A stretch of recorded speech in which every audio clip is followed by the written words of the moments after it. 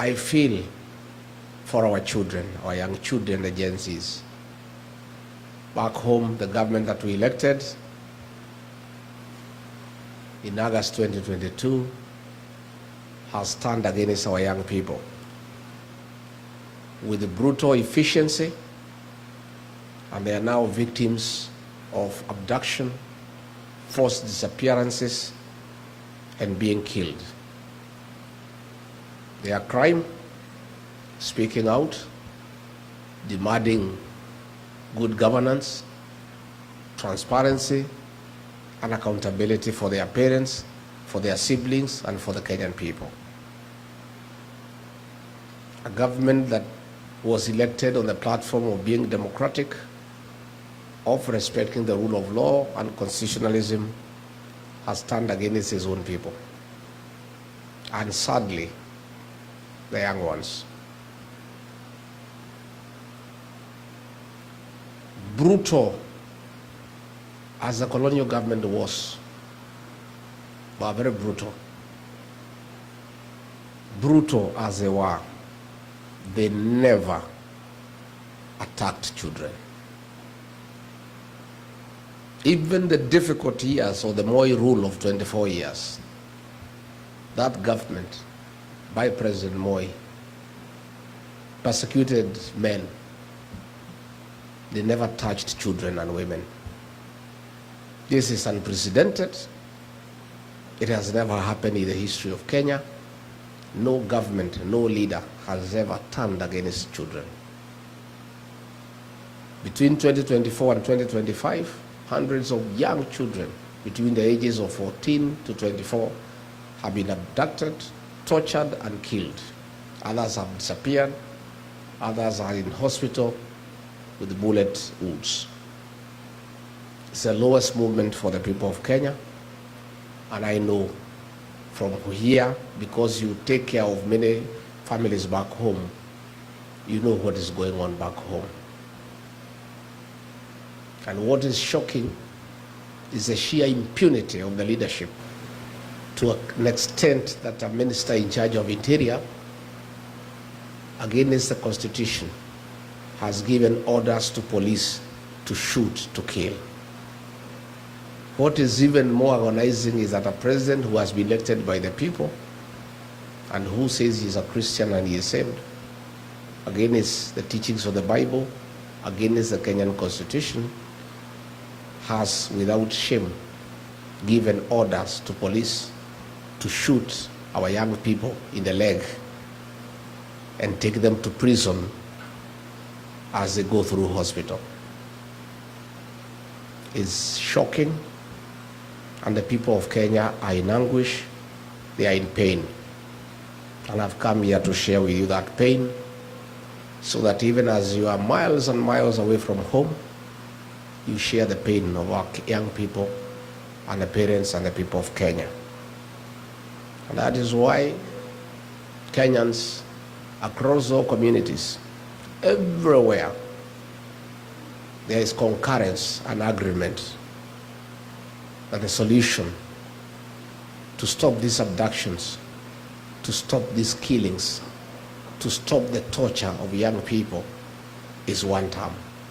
That is why it is a clarion call across ridges, across valleys, on top of the mountains, in bars, in hotels, in buses, in Uber, in churches, in schools, in university halls, in the bus stops. There is no other discussion in Kenya. It's one term. Because this must stop. The killings must stop. The abductions must stop. But that is why it's good for me to tell you, because most of you may not know you have been away for long. I was elected as deputy president alongside William Ruto, and we differed along the way on many issues, mostly corruption, theft of public resources, misappropriation of public funds.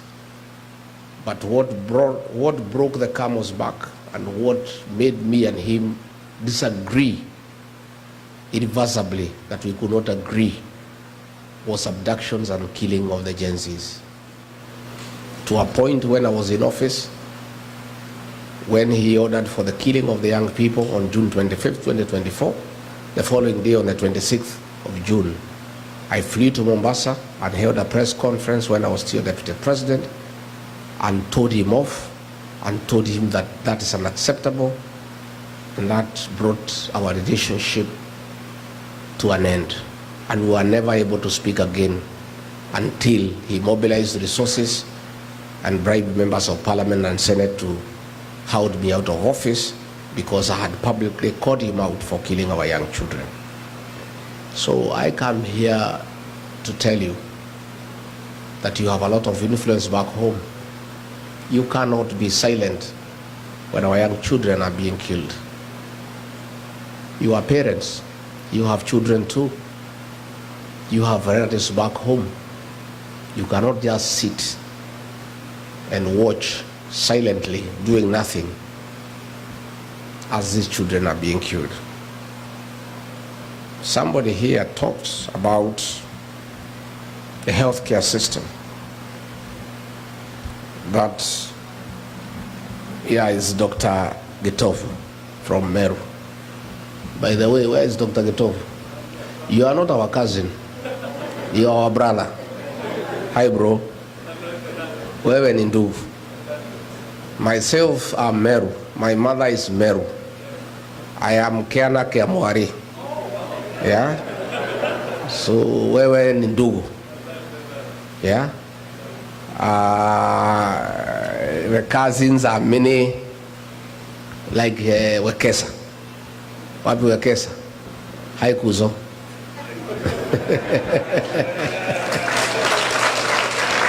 Thank you. And let me tell you, this cousin movement is the greatest thing to have ever happened in Kenya, because our cousins have been misused by Raila for a long time. Long time. Every election cycle, he has been mobilizing my cousins from the Mlembe nation, from the Kamba nation, from the Luya nation, from the Kisii nation, from the Mijikenda nation, from the Taita nation, and mobilizing all those cousins and cheating them that he's taking them to Canaan. And because people love Canaan, my cousins fell for it for many years. The minute he gets there, he doesn't intend to be president. He has no such intention. He's not interested. He likes power, but with no responsibility. He doesn't want to take responsibility. So he creates problems. He is invited into government and starts eating. And that is why, like now, he is quiet. Because he's a very good observer of good manners. When you're on the table eating, you don't talk.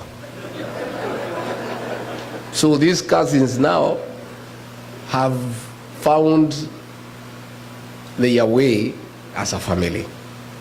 And now all the cousins are talking the same language. So I saw Tinga the other day crying about cousins. He was crying in a funeral.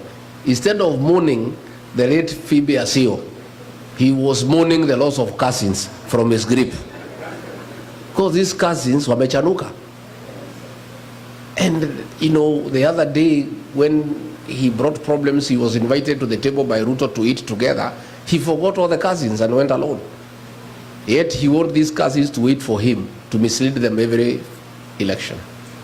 So whoever Tinga, well, let me tell you, don't talk about cousins. Keep off family matters. Hii ni mambo ya familia, si ndio?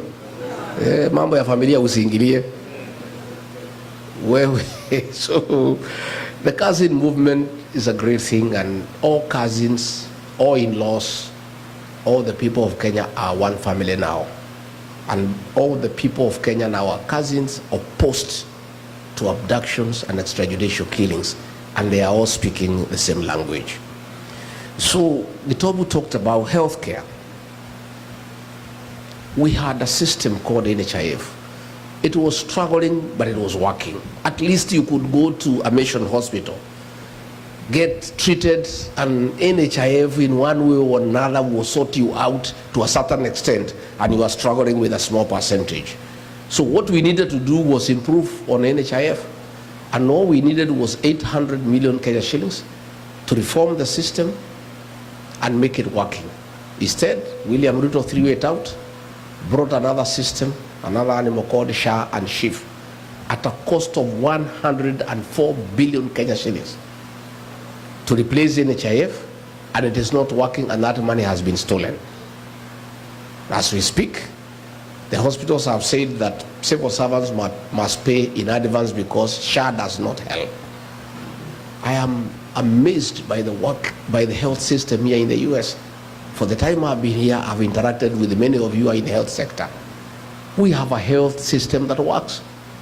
And you guys, when we form a new administration, we rely upon you to come and work with us and help us put in place a working health care system, a replica of what is happening in this great nation. You guys know it, you have done it, and you are the guys who are driving the healthcare system here in the US. Most Kenyans are in the health sector, true or false? And you guys, we have a lot we can learn from you, and you can come and assist us. Matters education, Mwai Kibaki, that great economist, the third president of the Republic of Kenya, who left a rich legacy in Kenya of free primary education. All that has been destabilized, and kids are at home. Money meant for free primary education has been stolen by William Ruto. The money is stolen from the National Treasury, channeled through the National Intelligence Service, and withdrawn in cash every Friday and given to William Ruto. He keeps most of it, gives a little to that soprano guy to go around the country bribing voters. And that is all that is happening in Kenya. Every day they carry cash in helicopters. The other day they were in a place called Bobasi in Kisii. There were 16 helicopters. They were almost having an accident in the air because of the sheer number of helicopters. The cost of the event is 3 times what they are giving, because a helicopter is $1 million shillings. 16 helicopters is 16 million. This is money that was meant for education. Kids are at home. University education, we had a beautiful program called HELP, Higher Education Loans Board. Most of you are beneficiaries, I included. He has put it aside and brought a mongrel of a system that is not working. Most of our kids are at home. They cannot access university education. The economy has come to a standstill. Pending bills have not been paid for 3 years. People who did work for government are being auctioned. Unfortunately, even when their properties are being advertised for sale by public auction, they are not being sold because there is nobody to buy. Nobody has money. Overtaxation. Too many levies. The pay slip has been raided and made dysfunctional. So there is huge outcry by the middle class back home. And all these things we need to fix. But the most annoying is the violation of human rights, that nobody can say anything about what is going on. If you say something, a Subaru comes and picks you up and you disappear. Young people are being abducted and taken to court on trapped up charges of terrorism, despite the fact they have committed no crime at all. So that's the situation back home, and that is why I and others have joined hands with the people of Kenya to say that we want to have a change in government, and we are working on it, and it's going on well, only that is a little bit too far away. I've listened to that moving story of Anthony Mbaya, a survivor of the Mbaya church. Some MPs from Rift Valley have been shouting at me that I should not talk about that matter. We must talk about it, because history informs the present, and the present informs the future. The scars of Mbaya Church are evident. with Anthony here, and he has done well to document that history. We forgive, but we have not forgotten. And we are saying never again shall we ever allow what happened in Kiamba and in the Rift Valley ever to happen again. Kenyans must be allowed to make their choices freely on who is to govern them, who is to lead them without any reprisals from anybody for whatever reason. As we seek that change, where do you come in? You guys, you don't know. You have such huge influence back home. The fact that you assist many families, you have a lot of influence. I want you to help us by talking to the people of Kenya and asking them to stay focused, not to be intimidated, and to join us in electing a new government.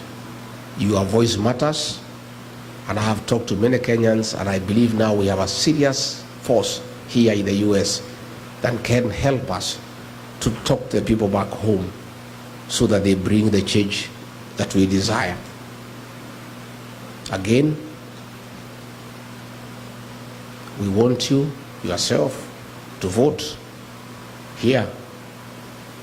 We have a voting station here, isn't it? Yeah. And I know we are going to lobby IBC to open more stations because it's very expensive to vote here because we only have 3 stations here, Washington and New York. And we need to persuade the IBC that Kenyans in diaspora too have a right to participate in deciding how they will be governed.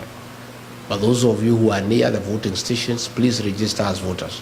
But help us too by talking to the Gen Zs. Kevin has put it very well. There is burning urgency for change so that we can deal with unemployment for our young people. We intend to focus on manufacturing and cottage industries as a way of creating employment for our young people and widening the tax bracket. And the way Kevin has said, they are very strong on the social media platform and they want to unite, not to divide. And he says clearly that work must bring dignity, and I agree. But I want the agencies to lobby their peers through the power of social media to know that they are doing a good job on the smartphone of creating awareness. But that is not enough, as Kevin has put it. The real transformation of the Republic of Kenya will not happen on social media. It will happen on the ballot box. The Gen Zs must take IDs. They must register as voters, and they must come out to vote. And these Gen Zs are the real thing in Kenya. Kasongo does not sleep when he hears about them. They are fearless, they are tribeless, and they don't fear. But they must help their country, their motherland, of necessity, because they have a bigger stake in our country because they have more years to live. It is in their interest that their country is restored because they have a future. And they must participate very strongly in that transformation. So the Gen Zs, I agree with Kevin, you are our partners for today. And I want to say very, very candidly that if given the opportunity to lead Kenya, God willing, the way to transform Kenya is to get good partners to work with to help you. And these partners are our young people. These Gen Zs have the ideas. They know what needs to be done in Kenya. All we need to do is bring them on the decision-making table, and they help us restore our country.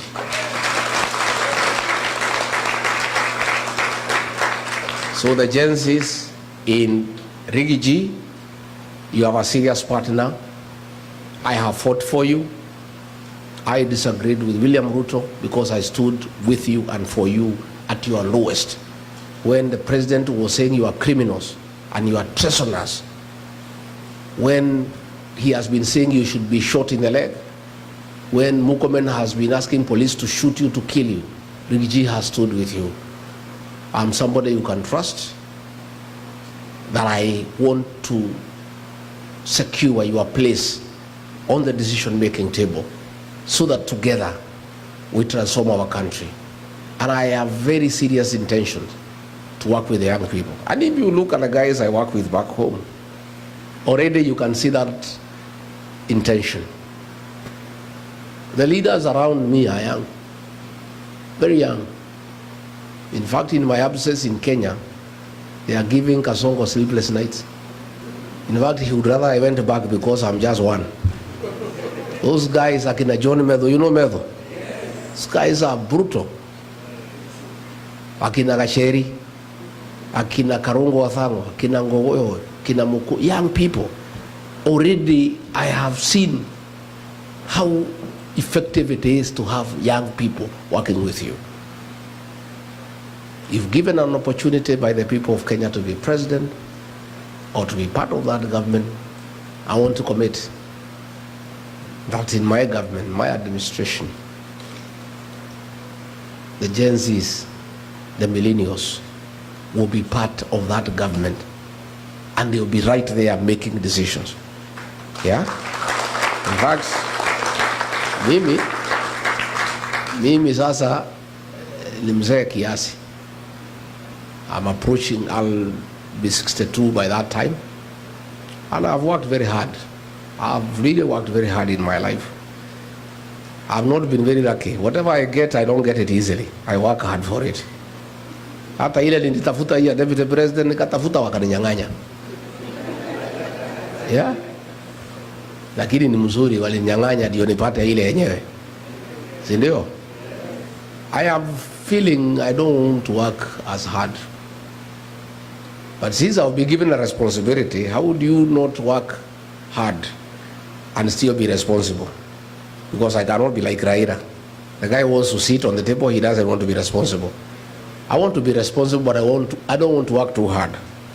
So the only way to be responsible and deliver to the people of Kenya by not working too hard yourself is surrounding yourself with energetic, youthful guys and girls to push, to do the heavy lifting. Mimi nitatafuta hao watoto, vijana na wasichana wengi, niweke ma PS, ma CS, kila pahali, ma CEO. Kazi yangu ni kukutana nao Monday na kuwapatia the vision, wanasukuma, tunakombea notes on Friday. Wakisukuma sana, I call them, I slow them down, wasikibize inchi sana. That will be my work. And I'm telling you, I'll succeed. These guys are great. And they know what we need to do. And they have the resolve. And they will not be wasteful. They will not, be luxurious. These are guys you can bring into government. And they don't need big mansions. They can stay in the flats. They can use Uber to come to work. And they are not bothered about those big things that ministers and PSs want to have in offices. So we can still bring meaningful change by having a serious workforce of young people who are not wasteful and who are not having hang-ups about power and privileges. I want to say the diaspora people, I've come here to tell you that I want you to be my partners in the new administration, because it's the right thing to do and it's wise to do that. In the 1970s, coffee was #1 foreign exchange earner for our country. In the 1980s, tea became #1 foreign exchange earner for the country. In the 90s, coffee and tea were overtaken by tourism. But in the last 10 years, and as we speak today, the highest foreign exchange earner for our country is remittances from the diaspora. It's you guys. You are the drivers of our economy. All the money we used to pay public debt is the money you send home. All the money we used to import goods is the money you send home. The money we used to run our consulate here in Los Angeles is the money you send home. So, I must be smart. I need this money to run the country. How do I get it? I am a dairy farmer. Cows produce milk because you take care of them. If you don't take care of the dairy cow, it will not give you any milk. You must be nice to the cow. You must give it hay, give it dairy meal, give it Lucerne. Nowadays, we are giving them mattresses to sleep on so that they don't feel cold at night. Some farmers are even very creative. They play to them country music, Don Williams and Ken Rogers, to get milk out of the cows. You are the dairy cow of the Kenyan economy. We must take care of you for you to bring money back home. And I don't think you are going to agree to bring back money home to a government that is killing your children. You are not going to agree to send money back home for it to be given to Soprano to bribe voters. You are not going to bring back money home for it to be stolen. We must have a government that is responsible and transparent and is using public funds prudently. I intend to have a conversation with you going forward. And this is just by the beginning of creating networks with you people, where we can discuss special packages for people in diaspora to invest back home. How do we encourage you to bring back money home? Can we discuss of a diaspora bond where we give you certain interest rates that are higher than the country where you are working? Can we do away with the issue of double taxation, because it is wrong for you to pay taxes in America and tax the same money back home? How do we encourage you to start factories and cottage industries back home? Can we give you a tax holiday where you don't have to pay taxes for 10 years after you establish your factory to encourage you to invest way back home? So this is a discussion that I want to have with you along the way. Are you ready to have that discussion? Yes. And I am saying, if you get it right by engaging the diaspora brigade and agreeing, you don't need to borrow money from anybody else. You guys have the dollars that we need. All we need is to convince you that you need to bring the dollars back home. I was discussing with people in Texas, and already they have started to look into the possibilities of establishing a huge bank for the diaspora here in the US with branches in Kenya and elsewhere in the world, so that the plots you have at home, the land you have at home, when you want to borrow some money to invest here, you can use the plot and the land back at home as security to enable you borrow money to use here in the States. So this is a discussion that we are going to have going forward. Again, we want to involve you in running our government. What a better way to run the consulate here in LA than asking you guys to run it. You guys have been here for 30 years, 25 years. You know everything here. You know the way Kenyans need to stay. You know how to get business in California. You know how to stay these wazungu so that they can agree to invest back home. I don't think it is wise to look for an ambassador, a consular general, for 4 years. The first 1 year, he needs to settle down, look for a house, get to know his way around here, get to know a school for his children. 1 year, it's over. The second year, start making friends and networkings and understanding what goes on. The third year, start now putting up a blueprint on how to market Kenya here in California and in America. Then the fourth year, before he starts implementing, his 4-year term is gone. But if you get a guy here who has stayed here for 25 years, appoint him or her as consular general on Monday, and he or she reports to office on Tuesday. By Wednesday, business is going on. True or false? Because you know your way around here. Yeah. I want to give a commitment to the diaspora people that in our administration, you are the guys who will run our embassies abroad. Yeah. So that it is easy for you because you love your country and you know your way around here and you have the networks and you understand exactly what needs to be done and you don't need anybody to teach you. And I think we'll have very, very impactful and efficient diplomatic representation of our country abroad if we involve the people who are living in those countries and who understand what goes on. So I want to partner with you. Others, you come back home and join us in the national government. Come and take a job as a PS, come and be a CEO. If you have succeeded here. I was in the Silicon Valley the day before yesterday, the whole day. I went to Google, I went to Meta. Wow. The center of innovation, the whole world.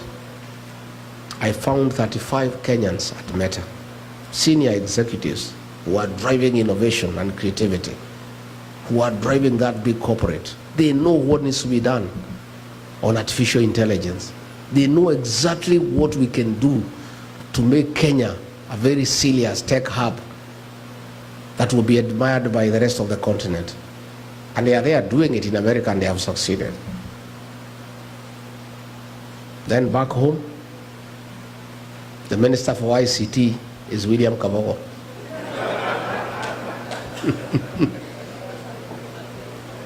Aren't you embarrassed? Surely. Surely. We don't need to look far. We have Kenyans who can transform our country. Those guys I found there at Silicon Valley, I met some top executives there, Kenyans. They are the ones who are driving that valley on matters ICT, others in manufacturing, others in medicine. We have enough capacity as Kenya of people who are experienced with a proven track record to help us transform our country. Yet we just go and pick fellows who have no idea as to what they are doing. So I want to look to the diaspora for a great resource of people who can help us transform our country, because I think it's the right thing to do. And I'm asking, help us to mobilize our support back home for a true transformation of our country. And Wekesa, our cousin, the Mlebe Nation is good. I was there for 4 days and it's one term. From Vihiga to Kakamega to Busia to Bungoma to Trans Nzoia. All we need to do is stick together. My brothers, George Natebea, Eugene Wambalo and Cleophas Malala to stay together so that they can provide leadership, you know. My place there in the mountain, hiyo nimefunga na kifunguo nikawachia Justin Muturi akae naye, na nikamwambia nikisikia Kasongo amerudi huko utanijibu.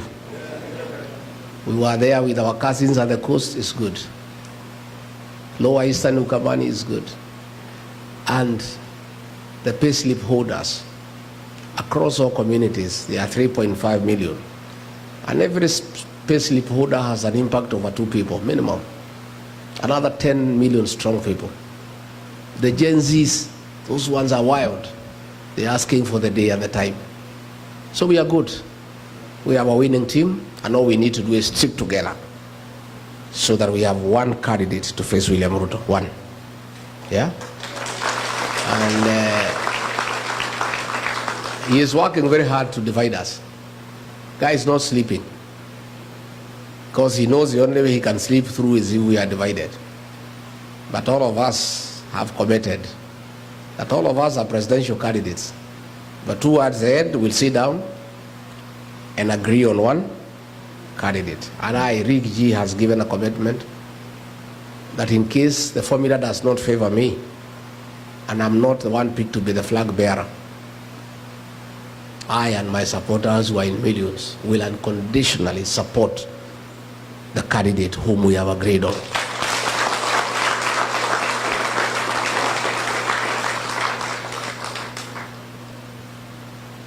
Lakini wakiamua ni mimi,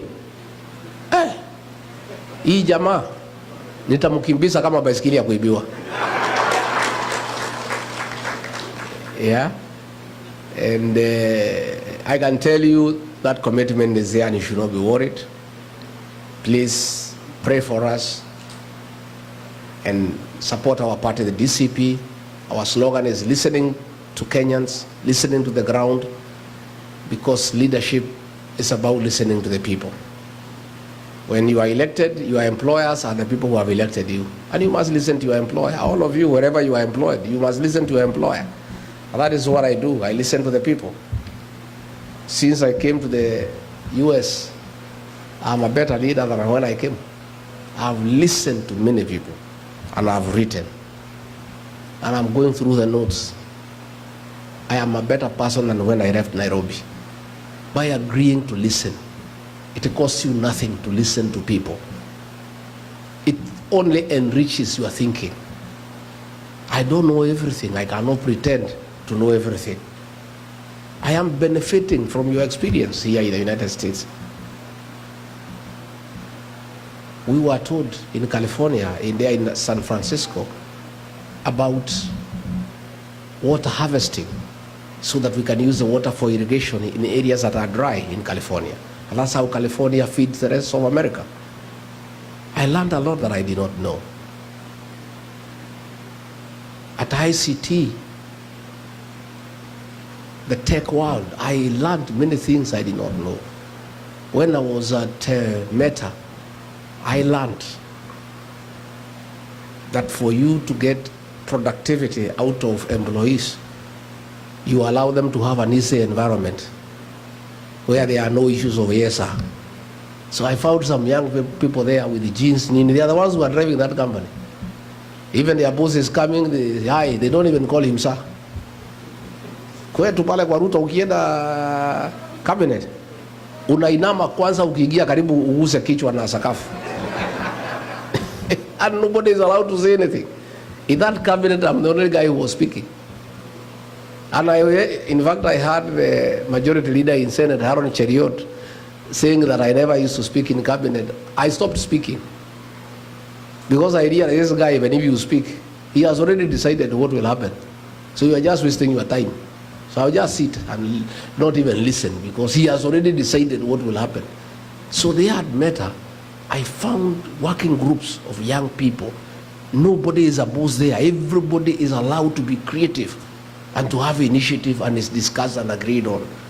It was a very useful lesson for me. That given a chance to lead Kenya, I'll create such an environment even within cabinet, even among PSs.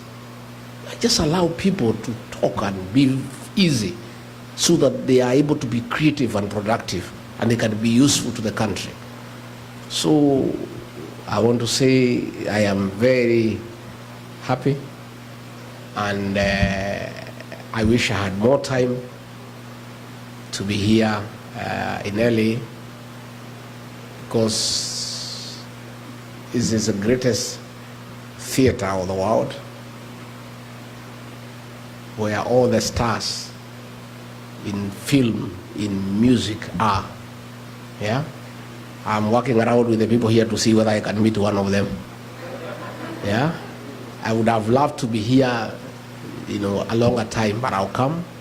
I've really enjoyed since I came. People are very nice. They are very kind to us, and I would also have wanted time to visit the filmmaking industry to see what we can borrow from here for the purposes of exporting that experience and knowledge to our country, where we allow people to make films and to be productive.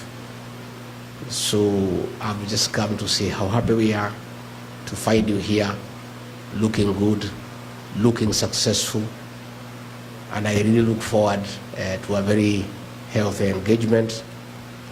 And whatever questions that are there. I am told there are questions I'll be given, I'll be able to answer them. And if there are any more, I can answer. I want a free session. I don't believe in praise and worship, because if I want praise and worship, I have my church back home. You know, I want to listen to people. And if people don't have to agree with me 100%. And if everybody agreed with you 100%, there is something wrong. If you had everybody just praising you, you know, they are back at home. Ruto has created praise and worship. You must thank him for the sunshine, although he has nothing to do with it. Thank him for the rains, for the air that we breathe. Even when things are not working, you praise him for his vision and insight. I mean, I don't believe in it myself. I believe in constructive engagement, and I don't know everything. And I'm willing to be corrected, I'm willing to be guided, I'm willing to be informed so that I'm a better leader. That is a way to learn, and that is the purpose of engaging people. Not just to praise you and tell you how great you are.